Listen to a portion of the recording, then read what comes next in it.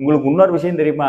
முருகப்பெருமானும் காவல்கார பெருமான் தான், அவரும் காவல் தெய்வம் தான். என்னங்க சொல்றீங்கன்னா, என்னுடைய நண்பர் ஒரு பெரிய விபத்துல ஒண்ணு மாட்டினாருங்க. அந்த விபத்துல மாட்டுறதுக்கு முன்னாடி கேட்டுட்டு போன பாடல் வேல் வகுப்பு. இதுல இன்னொரு அதிசயம் என்னன்னா, காரு சுக்குநூறா போனதுக்கு அப்புறமும் அந்த வேல் வகுப்பு ஓடிக்கிட்டே இருந்திருக்கு.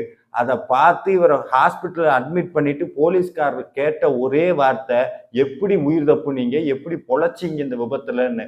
அவர் சரியாயிட்டு வந்து என்கிட்ட சொன்னாரு, முருகன் என் கூட இருக்காரு அப்படிங்கிறத அந்த வேல் வகுப்பு வரிகள் எனக்கு உணர்த்துச்சுங்க ஐயான்னு சொன்னாரு.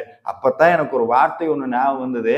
அருணகிரிநாதர் 15வது நூற்றாண்டுல பழனிமலையில உட்கார்ந்துட்டு ஒரு வார்த்தை சொன்னாருங்க.